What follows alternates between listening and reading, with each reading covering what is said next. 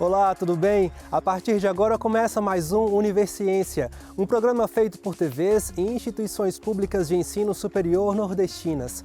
Aqui a gente mostra a importância das produções científicas do Nordeste e como elas têm transformado a vida das pessoas.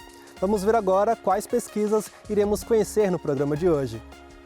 Pesquisadores da Universidade Federal de Sergipe desenvolvem estudo para compreender como a proximidade de rodovias afetam na preservação da fauna e da flora do Parque Nacional da Serra de Itabaiana.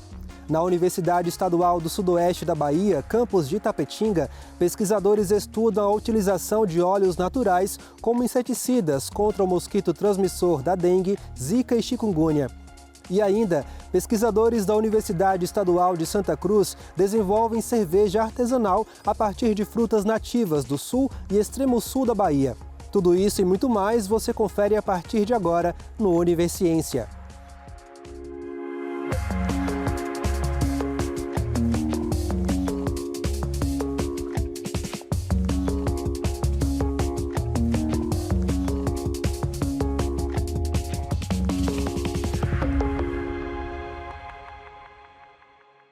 O Parque Nacional da Serra de Itabaiana, em Sergipe, é o principal destino para quem gosta do ecoturismo, trilhas e banho de cachoeira.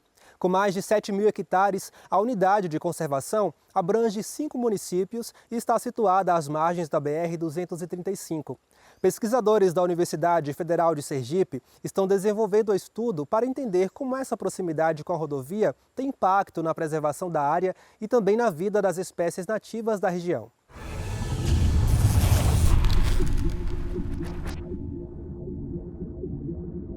O Parque Nacional Serra de Itabaiana é uma área de preservação ambiental com aproximadamente 8.000 hectares, localizada no agreste sergipano.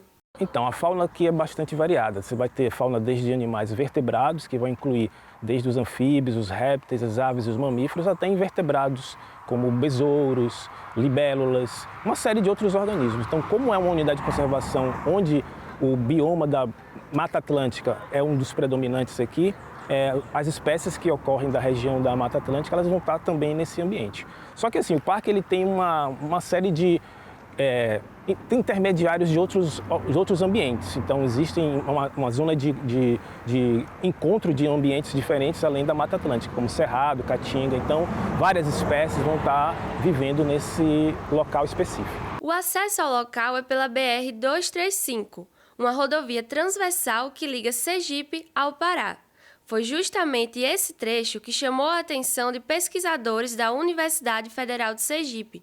Eles querem entender os impactos da BR na fauna do parque. Então, aí a gente foi analisar a quantidade de animais que são atropelados, se a quantidade de carros interfere na quantidade de animais atropelados e se a vegetação também está atrelado ao número, às espécies que são atropeladas. Como a gente tem uma BR que passa por entre o parque, existe uma necessidade de saber as informações a respeito de o quanto essa estrada interfere na diversidade local. É sabido que esses animais morrem por atropelamento, mas existem diversos efeitos que a estrada gera na fauna. Então, um dos trabalhos é justamente identificar o efeito específico da morte das espécies, mas existem outros estudos em desenvolvimento que vão estudar elementos específicos da estrada sobre a fauna. Nesse trecho de apenas 15 quilômetros, que corresponde à área do parque, foram identificados 265 animais mortos por atropelamento, resultando em um índice de abundância quilométrica de 0,565. Então, a gente pega esse índice, multiplica o número de vezes que a gente foi para campo e com a quilometragem de percorrida e os animais que foram atropelados. A gente conseguiu encontrar 265 animais atropelados, então a gente faz e calculando e dividindo, acha esse índice. E se a gente fizesse uma extrapolação, e fosse 365 dias, todo dia, se a gente fosse para a pista, a gente encontraria 2.700 animais atropelados. Outra pesquisa em andamento analisa como o barulho na estrada prejudica a comunicação dos anuros, que são espécies de anfíbios, a exemplo de sapos. Como a maioria dos anuros, ela tem uma comunicação baseada na vocalização, o som que é desencadeado pela passagem de veículos, ele pode sobrepor a vocalização de anuros. Por quê? Da espécie. Porque muitas das vezes a faixa da frequência que a espécie vocaliza está muito próxima da frequência que o ruído é liberado. Uma das primeiras conclusões é que o ruído de veículos na rodovia interfere na chamada vocalização das espécies, dificultando a percepção das fêmeas em relação aos machos. Cada espécie de anuro vai ter um tipo de vocalização. E essa vocalização, que é o canto que a espécie emite, vai ter uma informação específica para ser transmitida para a espécie. A gente chama de canto de anúncio. Quando eu tenho uma alteração nessa vocalização, o canal de comunicação pode ser degradado, e aí o sinal que era para ser enviado com uma determinada informação, ele pode se perder e acarretar num mau desempenho reprodutivo, por exemplo, da espécie. Com os resultados das pesquisas, será possível planejar soluções para diminuir os impactos da BR sobre a área preservada. Nesse contexto, é preciso que existam medidas para que a estrada se torne mais permeável. O que é uma estrada mais permeável? Onde a fauna possa passar por ela ou sofrer menos impactos com ela. No próximo bloco, você vai ver que na Universidade Estadual do Sudoeste da Bahia, pesquisadores estão desenvolvendo inseticidas a partir de óleos essenciais de plantas medicinais, que podem auxiliar no combate ao mosquito transmissor da dengue. O intervalo é rápido, a gente volta já já.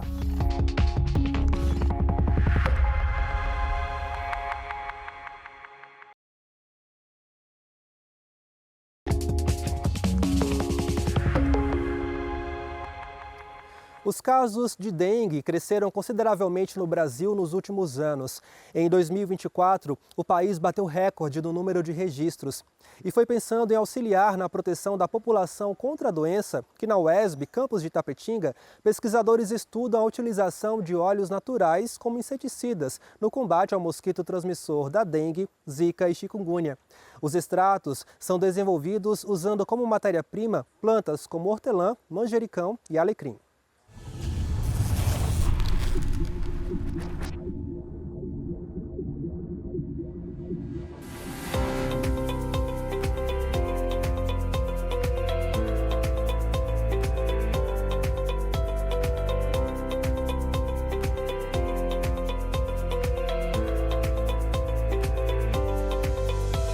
Ela surge com a vontade, de um grupo de pesquisadoras de buscar uma alternativa, à toxicidade dos produtos sintéticos contra o Aedes aegypti, que ele fosse eficaz, que ele fosse menos tóxico, E surge como? São 3 pesquisadoras, que fomos professora já aposentada Sandra Cunha, bióloga e parasitologista, eu, Débora Cardoso, também biólogo e parasitologista, e a professora Simone Andrade Valberto, que é farmacêutica. Então, nós iniciamos essa busca por produtos menos tóxicos para o ser humano e combatendo, assim, o Aedes aegypti, esse inseto extremamente importante, que pode veicular, doenças como dengue, zika, chikungunya e até febre amarela urbana. O objetivo da nossa pesquisa é preparar extratos vegetais de espécies de plantas que a gente encontra aqui na região onde a gente atua, que é o semiárido baiano, Então, o bioma predominante aqui na região é a caatinga, que é um bioma exclusivamente brasileiro e que tem muitas espécies de plantas endêmicas que a gente encontra só aqui, e muitas dessas espécies elas apresentam propriedades biológicas. Então, elas têm a capacidade de produzir diversas moléculas que a gente chama de metabólitos secundários, que têm atividades sobre diversas funções de organismos e que são produzidas principalmente para poder protegê-las e fazer com que elas se adaptem à região que elas se encontram.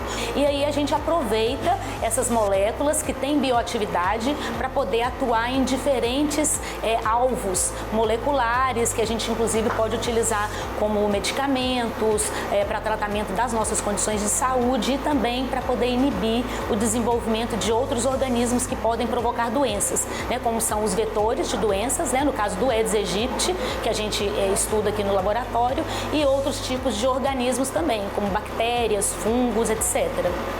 Desde o início do nosso projeto, nós buscamos plantas, tanto plantas nativas quanto plantas exóticas.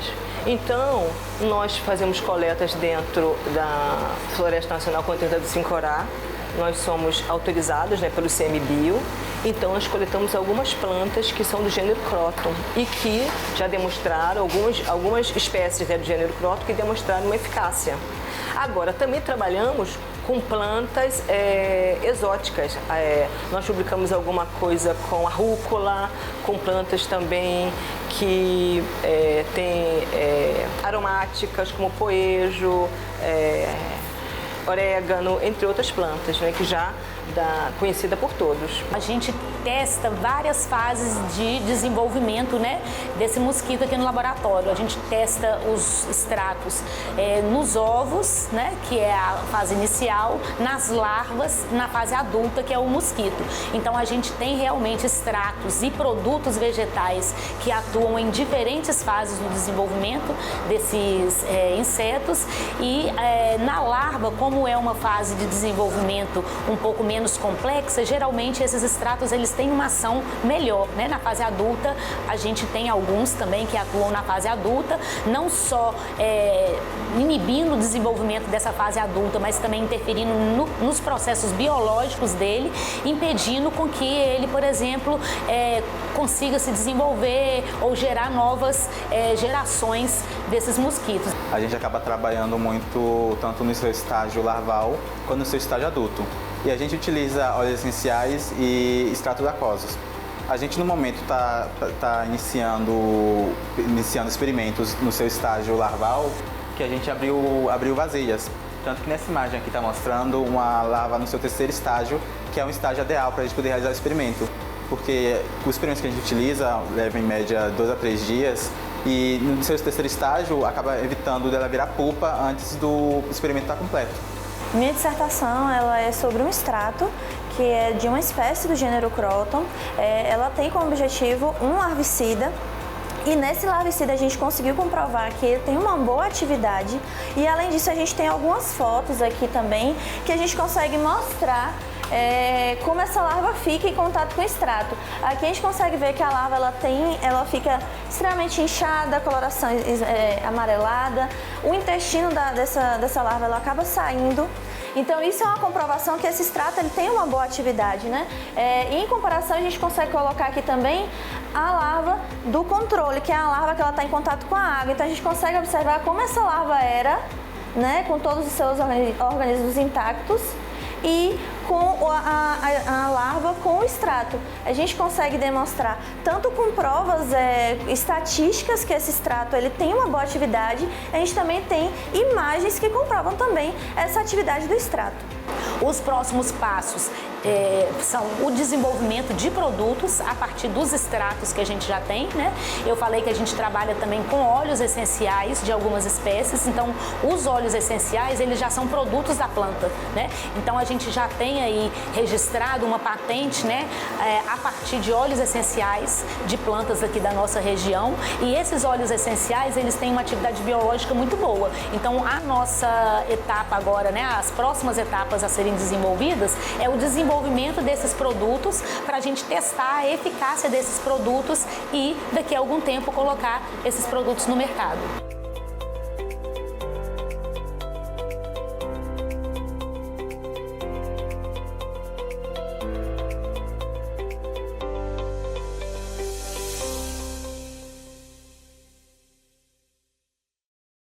Em alguns períodos do ano, a seca no sertão produtivo da Bahia afeta a rotina de agricultores da região. A escassez de água muitas vezes prejudica as plantações. Foi por conta desse cenário adverso que nos últimos anos a palma forrageira assumiu um papel importante na pecuária do semiárido. Para tornar esse cultivo cada vez mais favorável e rentável para os agricultores, pesquisadores do Instituto Federal Baiano, campus de Guanambi, têm buscado estudos para o melhoramento da resistência dessas plantações à seca.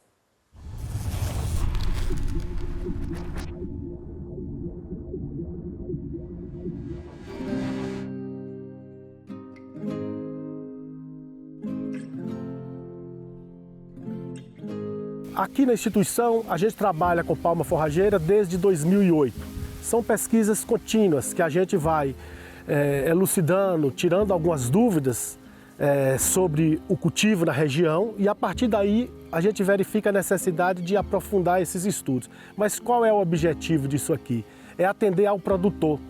Esse estudo, por exemplo, é um estudo que envolve 3 cultivares diferentes de palma, que é a palma gigante, que é bastante conhecida na Bahia, a mais plantada no estado ainda, a palma orelha de elefante mexicano e a palma miúda. Então essas são as 3 cultivares mais plantadas hoje, mas na Bahia ainda predomina essa aqui, que é suscetível a um problema que chama-se cochonilha do carmim, que não é muito presente ainda nessa região nossa, mas já está na Bahia, e as outras 2 são resistentes. Mas o que é que a gente quer com o estudo? É verificar qual variedade ou qual cultivar que adapta melhor a esse tipo de região, qual é o melhor manejo para essa cultivar, para que o agricultor, na hora de plantar, ele saiba realmente escolher a variedade mais adaptada para ele e o que ele vai fazer em termos de adubação, qual é a população de planta, o espaçamento que ele vai usar. Então, o nosso objetivo aqui é antecipar essas respostas para oferecer uma segurança para o agricultor na hora dele tomar a decisão de qual material ele vai plantar. Essa é a ideia. O objetivo da pesquisa é analisar qual o cladódio e o estágio fenológico desse cladódio para fazer análise do tecido, para verificar os teores de nutrientes exportados na cultura. O cladódio ele é a folha da palma, então ela tem de estudar qual o estágio fenológico e a maturidade desse cladódio, pois em cada ordem, em cada broto dela tem um teor de nutrientes diferente. Ela estuda qual deles é o ideal para a análise de tecido, para assim obter um teor de nutrientes que vai quantificar melhor a exportação deles para posteriormente ser suprido na próxima adubação do próximo ciclo da cultura.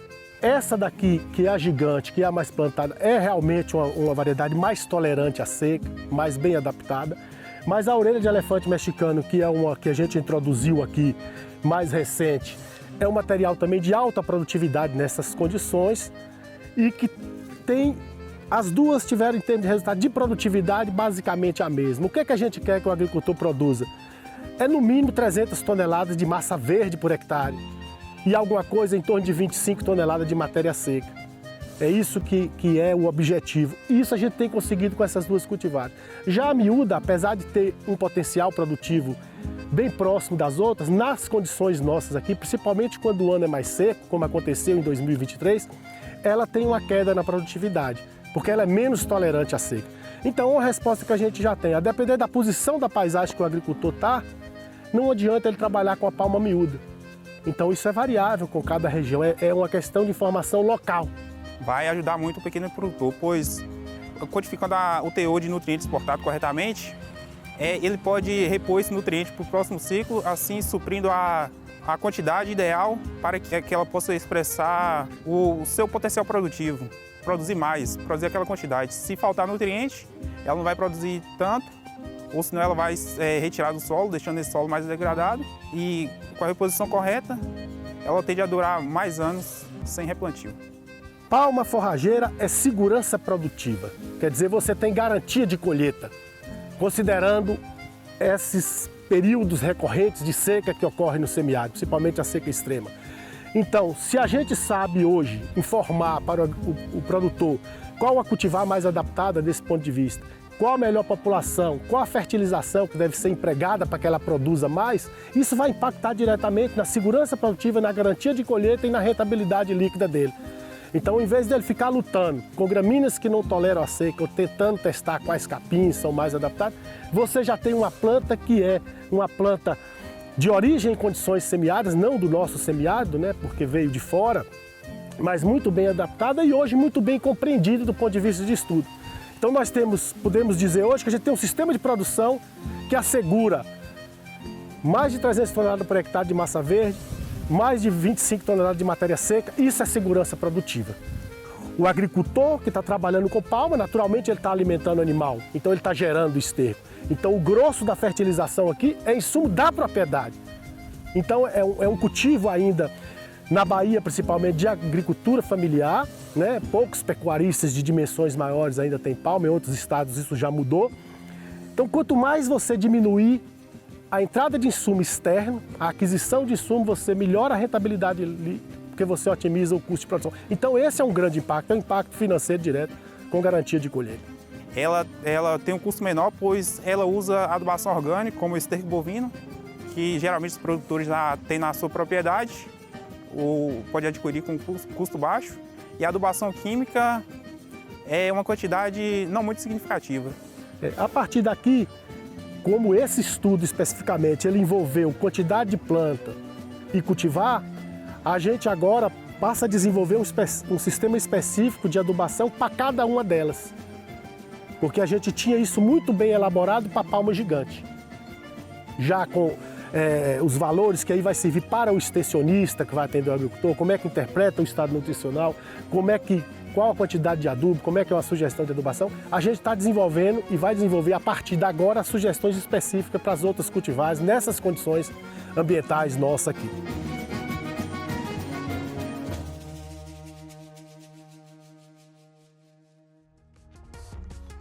A seguir, pesquisadores da Universidade Estadual de Santa Cruz desenvolvem cerveja artesanal a partir de frutas nativas do sul e extremo sul da Bahia. O intervalo é rápido, a gente volta já.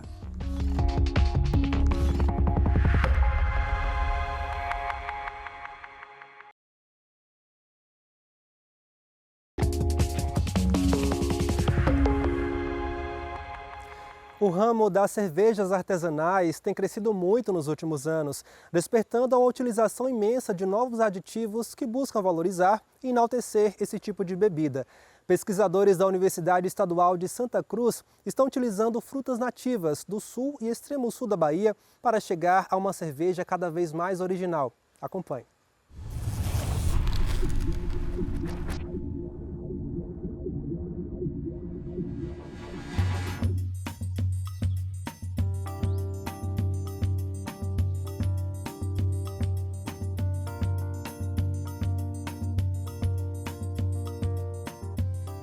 A nossa pesquisa com cerveja, ela basicamente busca a seleção de leveduras que sejam boas produtoras de cerveja, que realizem uma boa fermentação. E nesse projeto a gente também agrega a utilização de frutas aqui da região, justamente para enriquecer, para valorizar o que a gente tem regionalmente. Nosso foco aqui enquanto pesquisa é seguir sempre nessa linha, selecionando leveduras e produzindo cerveja utilizando a nossa biodiversidade. Uma cerveja comum, ela tem basicamente 4 ingredientes, que é o malte. O malte são produtos, né, que são oriundos de cereais. Então, malte de trigo, o malte de cevada é o mais utilizado.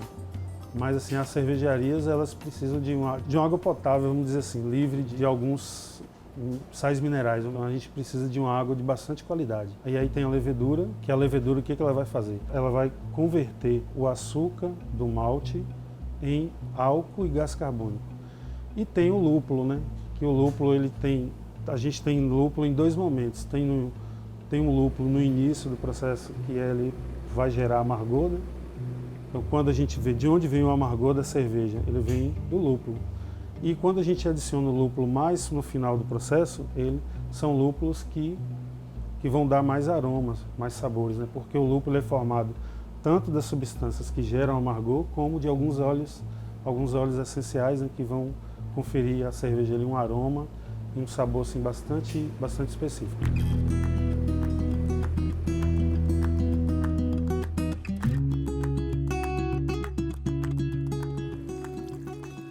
E aí o meu projeto, ele trabalha com frutos, tanto aqui da região da Mata Atlântica, né, que é o cupuaçu, e também o fruto de onde eu vim, né, que é do Cerrado Mineiro, que é o maracujá do mato. Então a gente tem esses 2 tipos de cerveja, né, que são frutibias, que a gente está estudando aqui para identificar quanto que a gente coloca desses adjuntos Então a gente, antes de utilizar esse adjunto, essa polpa, a gente faz uma autoclavagem dela, a gente faz uma redução da carga microbiana, para garantir que a levedura de interesse ela cresça. Então a gente tira todos os outros micro-organismos e adiciona somente a levedura, que é o nosso micro-organismo de interesse. Então a gente seleciona eles, são isolados da natureza, a gente cultiva, faz culturas puras e aí nós selecionamos aqueles que produzem melhor algumas enzimas de interesse. As enzimas, elas são catalisadores, são biocatalisadores, elas aceleram a reação química que acontece, né, nos processos de metabolismo, e elas estão presentes em todos os seres vivos que produzem enzimas. Nós produzimos animais, vegetais e os micro-organismos. E a parte inovadora desse projeto são as leveduras, que são as leveduras selecionadas aqui da região. Então, é bem sabido assim no nosso meio, né? As leveduras são micro-organismos, elas estão aí em todos os locais, né? O que a gente tem ela aqui é ela selecionada, ela concentrada, ela numa quantidade grande, né? E trabalhando em condições perfeitas. A aquisição desses frutos, ele é interessante porque ele costuma ser mais barato do que o malte. Então a gente acaba substituindo um pouco do malte por esses frutos. Para a indústria é bom porque a gente vai ter uma cerveja mais barata. Para o produtor dos frutos é bom por quê? Porque a gente vai aumentar a demanda e aí, como tem a questão da lei da oferta e da procura, né? Tudo que a gente procura muito, ele acaba por aumentar o preço. Então o produtor vai ter ali, ao invés de ter frutos somente para a indústria da polpa de fruta, vai ter frutos também para a indústria cervejeira. A partir do momento que a gente utiliza leveduras que são de nossa região, que são da Mata Atlântica, a gente utiliza frutas que são da região, a gente possibilita que esses produtores regionais tenham mais uma forma de estar processando, transformando o produto deles, agregando valor no produto deles e com isso aumentando a sua rentabilidade. Quanto mais a gente puder oferecer, ter disponibilidade de produtos diferenciados no mercado, melhor, estimulando produção contínua e chegando ao consumidor final. Esse é o consumidor que vai ter um produto diferenciado, produzido de forma regional. Quiçá cheguemos ao momento de ter uma denominação de origem de um produto desses aqui que a gente tem produzido, como a gente tem nosso próprio chocolate de origem. Por conta da forma de produção do nosso cacau, a gente vai ter uma cerveja produzida aqui e a gente conseguir também a questão da denominação de origem.